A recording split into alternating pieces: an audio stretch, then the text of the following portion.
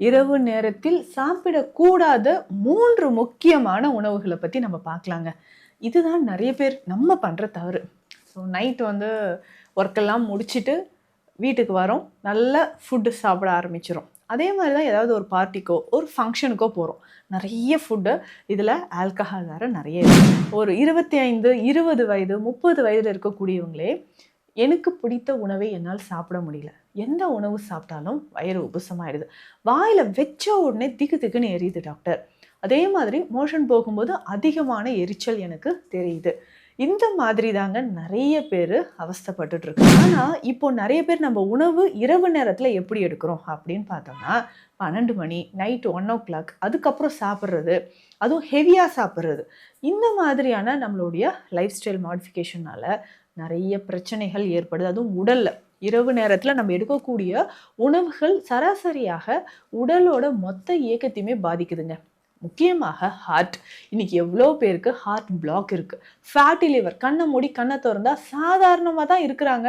ரொம்ப வெயிட் கம்மியா தான் இருக்காங்க. எப்படிங்க ஃபேட்டி லிவர் வருது? இந்த மாதிரியான விஷயங்கள் இருக்கு. இத தவிர்க்கும்பொழுது தான் ஃபேட்டி லிவர்.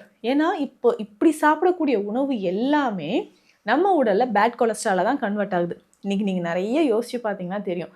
ஆல்கஹால் கன்சியூம் பண்றவங்களுக்கு மட்டும் தான் ஃபேட்டி லிவர் வருமா? நான்லாம் ஆல்கஹால் எடுக்கிறதே இல்ல. எனக்கு ஏன் வந்துச்சு அப்படின்னா, இந்த மாரி லைஃப் ஸ்டைல் தான். இந்த மாதிரி உணவுகள் இரவு நேரத்தில எடுக்கிறது ஒரு முக்கியமான காரணம்.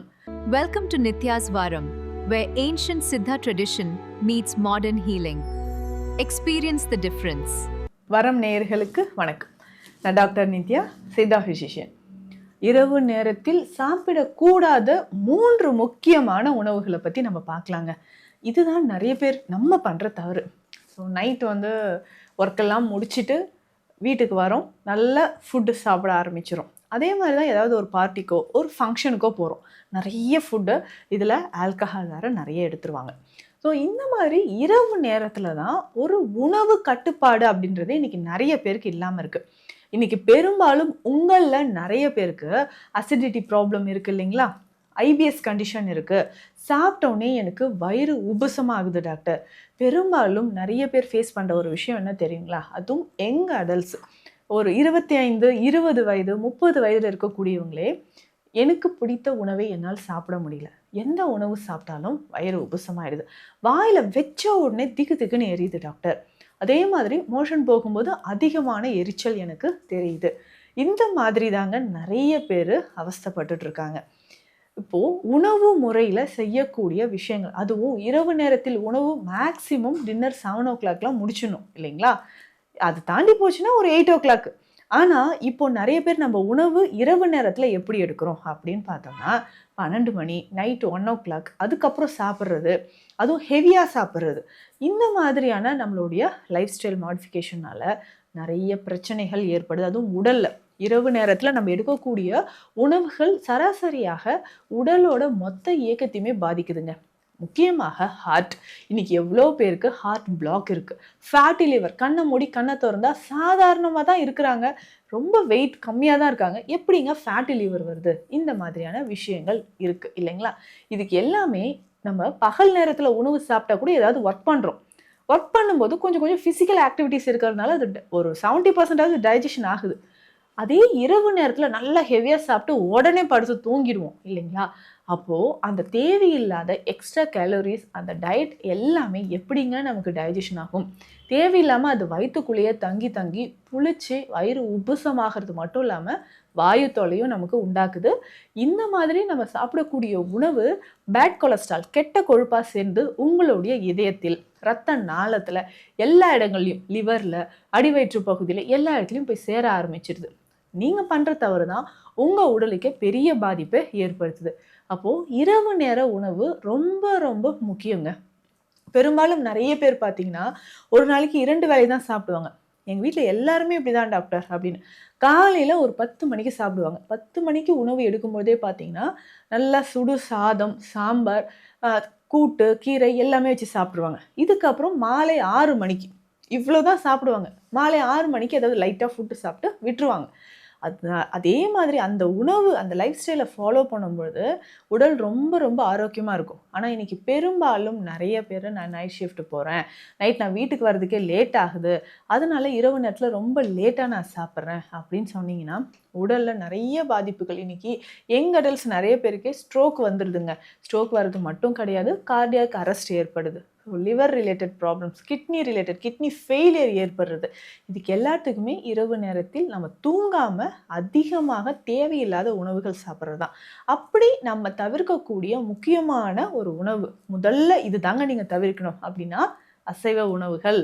நிறைய பேருக்கு இப்போ கோவம் வரும், சொல்லிட்டீங்களா, எனக்கு நான்வெஜ் தான் ரொம்ப பிடிக்கும், காலையிலேருந்து நல்லா ஒர்க் பண்ணிவிட்டு நைட்டு தான் நான் நிம்மதியாக சாப்பிட்டு தூங்குறேன், அதுவும் சொல்லிட்டீங்களா அப்படின்னு உங்களுக்கு தோணும். ஆனால் இந்த நான்வெஜ் நீங்கள் எடுக்க எடுக்க கண்டிப்பாக உங்கள் உடலில், அதாவது உங்கள் இதயத்திற்கு அது கேடு தரக்கூடியது தான். இதயத்தோட ஆரோக்கியத்துக்கு அது சாதாரண ஒரு விஷயமே கிடையாதுங்க. நான்வெஜ் நம்ம நிறைய சாப்பிட்றது, அதுவும் இப்போ கிரில் சிக்கன்லாம் நிறைய வந்துருச்சு, டீப் ஃப்ரை பண்ணி சாப்பிட்றாங்க, பிரியாணி நிறைய சாப்பிட்றாங்க, ஆயில் ஐட்டம்ஸ் நிறைய இருக்கக்கூடிய ஃபுட்ஸ்.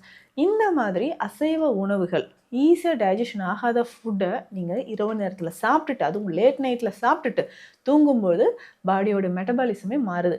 அசைவ உணவுகள் மதிய நேரத்தில் நம்ம சாப்பிடலாம். ஸோ பகல் நேரத்தில் நம்ம நல்லா ஒர்க் அவுட் பண்ணும்போது, ஃபிசிக்கல் ஆக்டிவிட்டீஸ் நல்லா இருக்கும்போது அந்த டைமில் நீங்கள் சாப்பிட்லாங்க. சரி, இரவு நேரத்தில் கட்டாயம் இதை தவிர்த்துக்கணும். அதுவும் மிட் நைட் பிரியாணிலாம் இப்போ ரொம்ப ஃபேமஸ் ஆயிடுச்சு. இதுக்காகவே கண் விழித்திருந்து தேடி தேடி அது எங்கே கிடைக்குதோ கூட்ட நெரிசலை நின்று வாங்கி சாப்பிட்ற ஒரு ஹேபிட் இப்போ இருக்குது. அதை முடிஞ்ச அளவு மாற்றிக்கோங்க. அடுத்து 2வது முக்கியமான ஒரு விஷயம் என்னென்னா, இந்த குளிர்பானங்கள், இந்த ஐஸ்கிரீம்ஸ். சரிங்களா, இந்த ஐஸ்கிரீம் சாப்பிட்றது, குளிர்பானங்கள் சாப்பிட்றது இன்றைக்கி பெரும்பாலும் நிறைய பேர் இந்த தவறு செய்கிறாங்க. நைட்டு ஃப்ரெண்ட்ஸ் எல்லாம் ஒன்று சேர்ந்து வாங்க ஜாலியாக போகலாம் அப்படின்னு சொல்லி என்னைக்காவது ஒரு நாள்லாம் ஓகேங்க. அடிக்கடி என்ன பண்ணுறோன்னா, ஒரு ஃபங்க்ஷனுக்கு போகிறோம், நல்லா சாப்பிட்டுட்டு அதுக்கப்புறம் கொஞ்சம் ஐஸ்கிரீமும் சாப்பிடுவோம். இந்த மாதிரி ஐஸ்கிரீம்ஸ் எடுக்கிறதுனாலையும் நம்மளுடைய செரிமான மண்டலம் பாதிக்கப்படுது. ஸோ இரவு நேரத்தில் அதிகமாக குளிர்பானங்கள், இதில் கார்பனேட்டட் ட்ரிங்க்ஸ் எடுக்கிறது, இதையுமே நீங்கள் தவிர்த்து தான் ஆகணும். ஸோ தவிர்க்கும்பொழுது தான் ஃபேட்டி லிவர், ஏன்னா இப்படி சாப்பிடக்கூடிய உணவு எல்லாமே நம்ம உடலில் பேட் கொலஸ்ட்ராலாக தான் கன்வெர்ட் ஆகுது. இன்றைக்கி நீங்கள் நிறைய யோசித்து பார்த்தீங்கன்னா தெரியும், ஆல்கஹால் கன்சியூம் பண்ணுறவங்களுக்கு மட்டும்தான் ஃபேட்டி லிவர் வருமா? நான்லாம் ஆல்கஹால் எடுக்கிறதே இல்லை, எனக்கு ஏன் வந்துச்சு அப்படின்னா இந்த மாதிரி லைஃப் ஸ்டைல் தான்.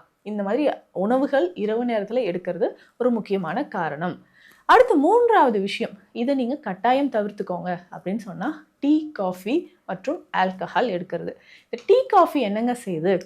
நைட்டு நிறைய பேர் நான் ரொம்ப நேரம் கண் விழித்து வேலை செய்ய வேண்டும், அதனால் பார்த்தீங்கன்னா எப்போவுமே ஃப்ளாஸ்கில் ஒரு டீ வச்சுட்டு குடிச்சிட்டே இருப்பாங்க, 1 hour ஒன்ஸ் குடிச்சிட்டே இருக்கிறது.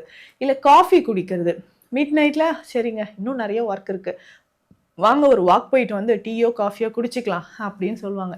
இந்த மாதிரி ஹேபிட்டும் நிறைய பேருக்கு இருக்குது. இதை நம்ம சரி செய்கிறதுக்கு என்னங்க செய்யலாம் அப்படின்னு கேட்டிங்கன்னா, இரவு நேரத்தில் நம்ம ஹெர்பல் டீ மாதிரி நீங்கள் ஏதாவது குடிச்சிக்கலாம். ஸோ நைட்டு சீக்கிரமும் சாப்பிட சொல்கிறீங்க, எனக்கு ஒர்க்கும் இருக்குது, அப்போ டீ காஃபியும் குடிக்கக்கூடாதுன்னா அப்படின்னு கேட்டிங்கன்னா ரொம்ப சிம்பிளுங்க. நீங்கள் நைட்டு டின்னரை ஒரு 7 o'clockலாம் முடிச்சுட்டு அதுக்கப்புறம் உங்களுக்கு ஒரு டீயோ காஃபியோ குடிக்கணும், பாடி ரொம்ப டயர்டாக இருக்குது அப்படின்னு சொன்னீங்கன்னா ஹெர்பல் டீ நீங்கள் எடுத்துக்கலாம். இதுலேயுமே சுக்குமல்லி காஃபி தாராளமாக குடிக்கலாம், ஏலக்காய் டீ குடிக்கலாம், இஞ்சி டீயோ ஏலக்காய் டீயோ 2ம் சேர்த்து நம்ம குடிச்சிக்கலாம். இந்த மாதிரி நேச்சுரலாக நம்ம ஃபாலோ பண்ணிட்டு வரும்போது உடலோட இயக்கம் நார்மலாக இருக்கும், அதிகமான உஷ்ணம் உங்கள் உடலில் ஏற்படாது. எதுக்காக நான் சொல்கிறேன்னா, நிறைய பேருக்கு கேஸ்ட்ரைட்டிஸ் இருக்குது, கான்ஸ்டிபேஷன் சொல்கிற மலச்சிக்கல், தாங்க முடியாத மலச்சிக்கல் இருக்குது. இந்த பிரச்சனைகள் எல்லாமே சரியாகிறதுக்கு இரவு நேரத்தில் நம்ம பண்ணக்கூடிய தவறுகள் தான். அப்போ அதிகமாக ஆயில் ஐட்டம்ஸோ இல்லை நான்வெஜ்ஜோ சாப்பிட்றதும் இரவு நேரத்தில் தவிர்த்துக்கோங்க. இரவு உணவும் நம்ம சாப்பிடக்கூடிய நேரமும் சரியாக இருந்தால் மட்டும்தான் உங்களுடைய இதயம், கல்லீரல், சிறுநீரகம் இது எல்லாமே ஆரோக்கியமாக இருக்கும்.